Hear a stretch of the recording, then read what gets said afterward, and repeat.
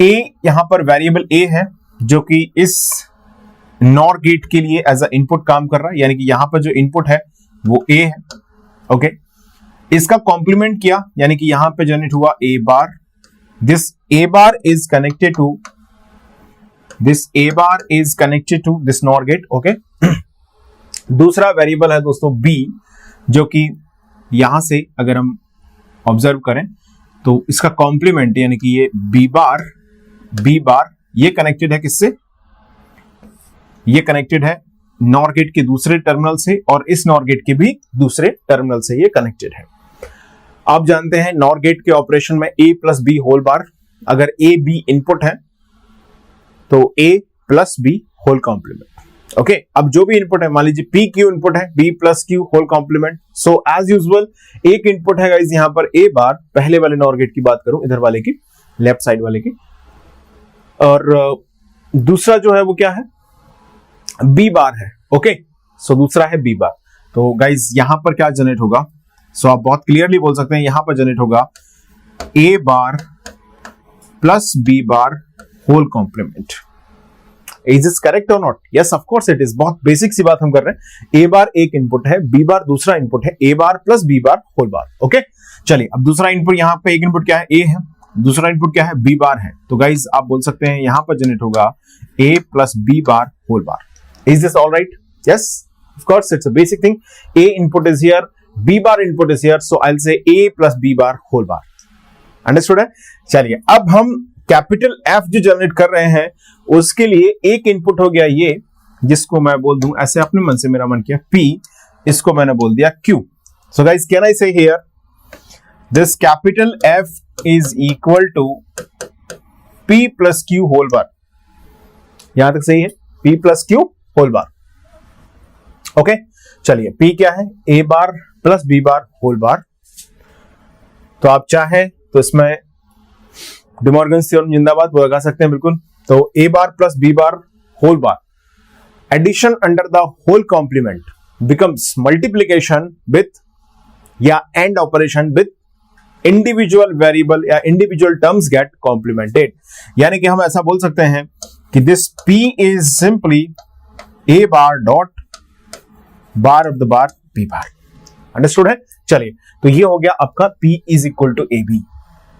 So guys this P is what? AB plus, now what is the value of Q? यहां पर क्या लिखा हुआ देखो, A plus B bar whole bar. So guys addition under the whole complement, what I can write? Of course we can write, या हम इसको चलो यहां पे एज इट इज भी रखते तो भी कोई प्रॉब्लम थी नहीं। इट्स ओके, चलो सॉल्व कर ही लिया तो इसको भी सॉल्व कर लेते हैं। चलिए क्या आएगा? क्या आएगा इसका आंसर? यहां पर आएगा simple A bar dot B bar of the bar. Alright, so simple A bar dot B bar of the bar means that become simply B। So can I से Q इज इक्वल टू, यहां पर आएगा A bar dot B। Understood? चलिए, तो ये Q की value हमने obtain कर ली, P की वैल्यू हमारे पास है। Let's put the value of P and Q, so capital F will be obtained. Okay, तो यहां से हमारे पास आएगा Q is equal to that is A bar B. Capital F की वैल्यू हमारे पास ये आ चुकी है। इतनी बात क्लियर है? यहां तक कोई कंफ्यूजन की गुंजाइश नहीं है। हम चाहते तो डायरेक्ट भी इसकी वैल्यू हम रख सकते थे, हालांकि डायरेक्ट रखते तो सही होता, कोई दिक्कत नहीं। चलिए, इट्स ऑलराइट ऑलवेज। देखिए A B plus A bar B under the whole complement. अच्छा, इस होल कॉम्प्लीमेंट ऐसे ब्रैकेट में तमीज से, एक सभ्यता के अंदर, है ना? तो क्या मैं यहां से B को कॉमन ले सकता हूं? Tell me, can I take B common? देखो अंडर द कॉम्प्लीमेंट ही चलेगा सब कुछ। ये बड़ा सा कॉम्प्लीमेंट खींचे, ये इसी कॉम्प्लीमेंट के अंदर बैठे सब, ठीक है? तो B हमने यहां से कॉमन लिया। So in the bracket what we will have guys, what we will have in the bracket, क्या बचेगा? देखो मुझे लग रहा है यहां से A बचेगा, यहां से A बार बचेगा। अच्छा, A प्लस A बार क्या होता है? बहुत मुश्किल बात है। A plus A bar is equal to what? 1। Boolean algebra जिंदाबाद। A plus A bar is equal to 1। अब आप इसमें A की कुछ भी वैल्यू रखें, 0 रखेंगे तो 0 प्लस 1 बनेगा, 1 रखेंगे तो 1 प्लस 0 बनेगा। बात यह है कि 1 ही आएगा। Clear? B dot 1 whole complement. So guys capital F is equal to हमारे पास आ गया यहां से, capital F is equal to whole complement b.1 b.1 क्या हो गया b, तो capital F is equal to आ गया b बार। ऑलराइट, चलिए कैपिटल F की वैल्यू हमारे पास आ चुकी है b बार। अंडरस्टूड है सभी को? So which one option is correct guys? Option D is the right answer of this question. Yes, so फटाफट से स्क्रीन पॉज करें एंड इसके सॉल्यूशन को आप नोट कर लें। लिख लिया है सभी ने? आगे बढ़ा जाए। अंडरस्टूड है? कोई कंफ्यूजन, कोई शंका यहां तक नहीं रहनी चाहिए। अगला प्रश्न आपके सामने ये रहा।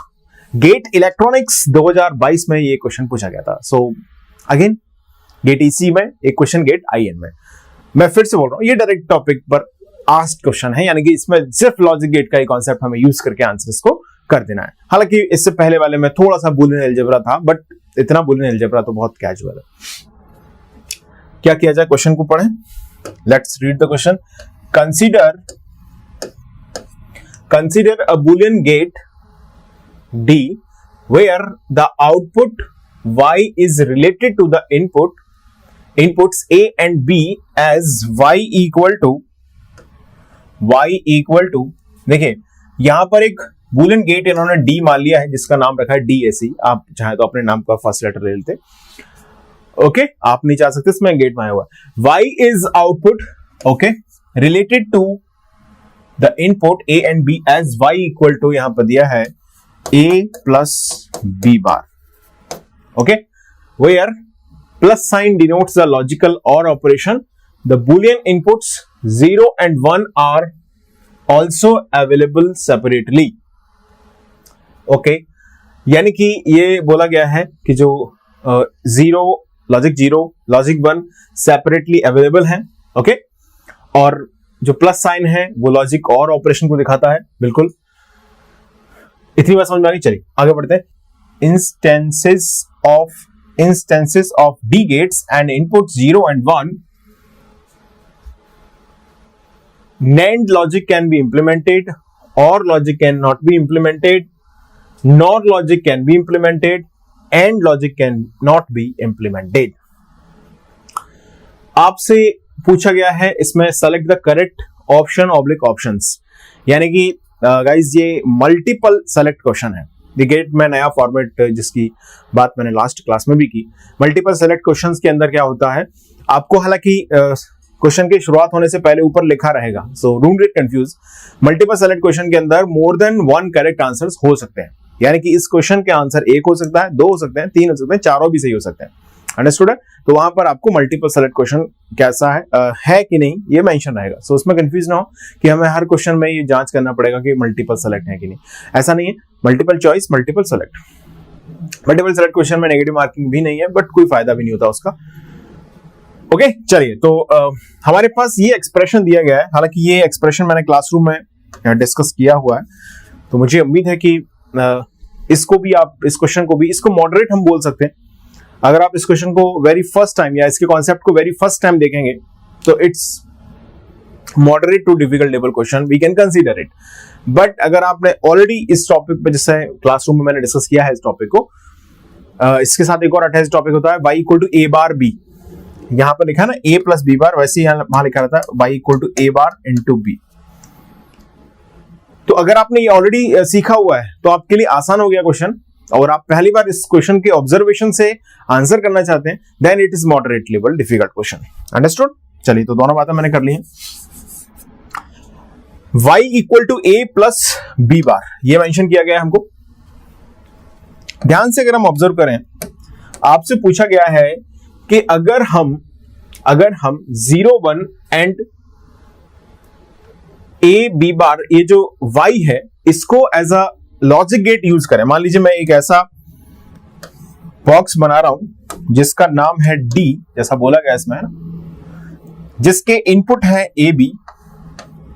क्वेश्चन को मैं थोड़ा सा आपको एक्सप्लेन कर दूं पहले, और जिससे आउटपुट जनरेट हो रहा है y। अंडरस्टूड है?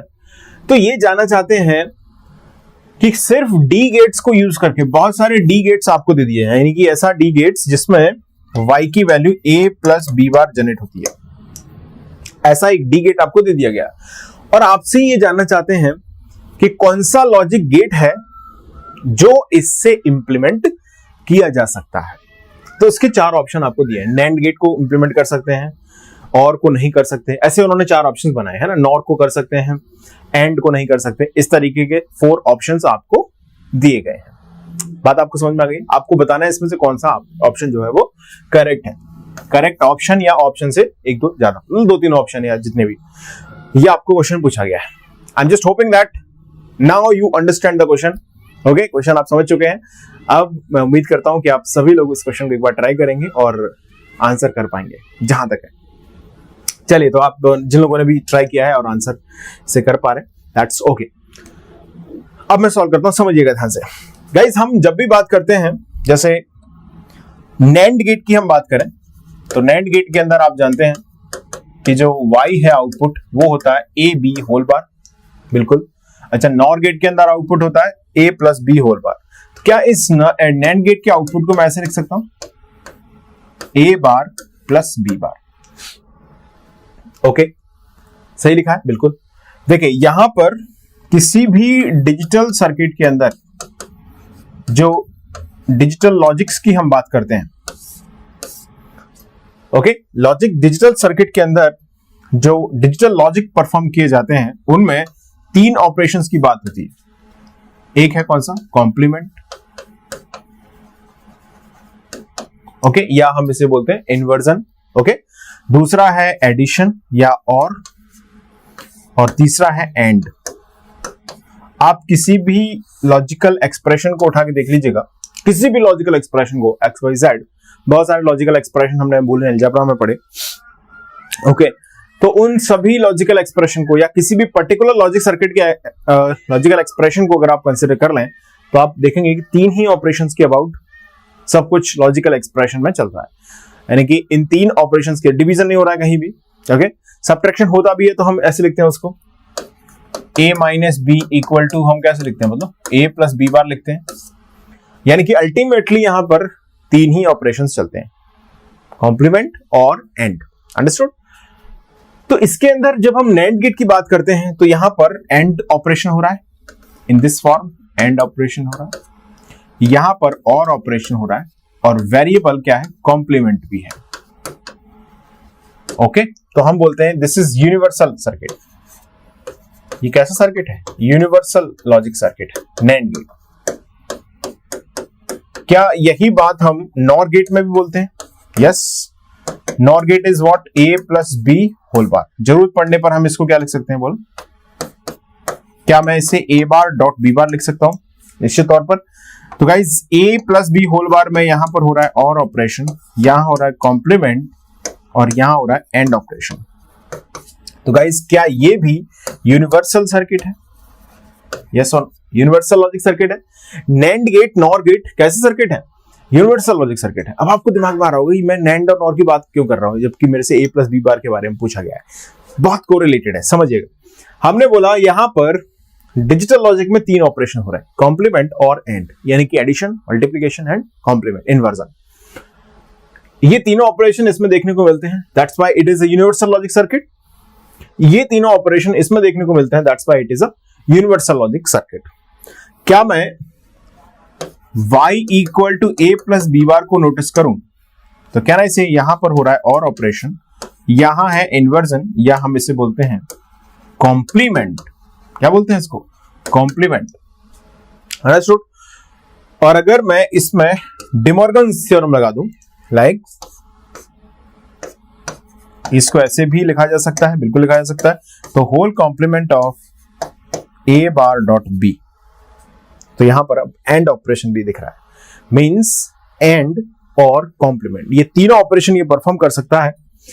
Means can I say guys, this is also universal logic. Yes, okay. तो नैंड नॉर की तरह y equal to a plus B bar भी एक यूनिवर्सल लॉजिक एक्सप्रेशन है।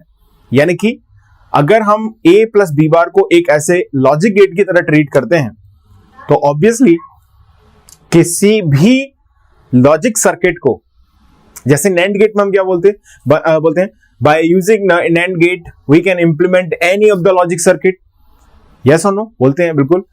Bye using NOR gate we can implement any of the logic circuit. Similarly एक ऐसा logic gate जो a plus B bar को generate करता है, उस लॉजिक गेट को भी यूज करके किसी भी लॉजिकल एक्सप्रेशन को इंप्लीमेंट किया जा सकता है। क्लियर है? अब मैंने ये बात समझा तो दी आपको, लेकिन फॉर द फ्यूचर आपको ये चीज रखनी है अब दिमाग में। क्या रखोगे? Right a note here, right a note here. as same as NAND gate and NOR gate,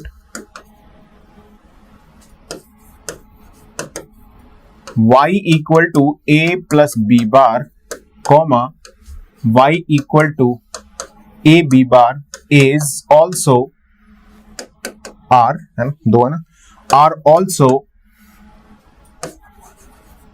universal logic gate, universal logic circuit.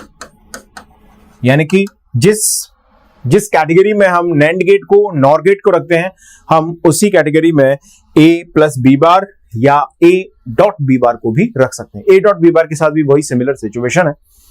Understood है? तो for the future point of view आपको ये चीज थोड़ी रखनी है अब दिमाग में, ठीक है? बार बार हम इसको रियलाइज नहीं करेंगे। अब क्वेश्चन देखिए, अब हमको अगर ये चीज याद है तो अब क्वेश्चन, हम एक नए क्वेश्चन के लिए रेडी हो चुके हैं। Maybe they are asking for the implementation.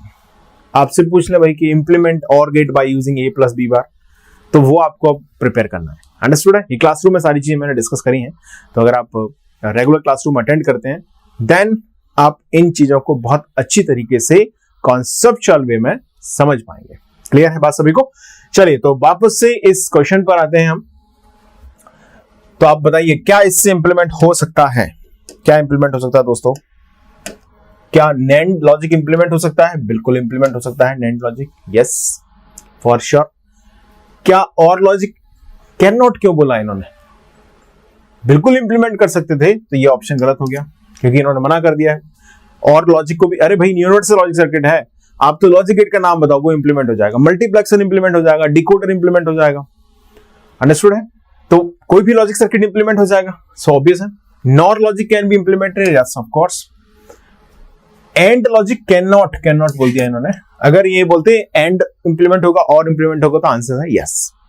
तो गाइज यहां पर option number A and C is the right answer of this question.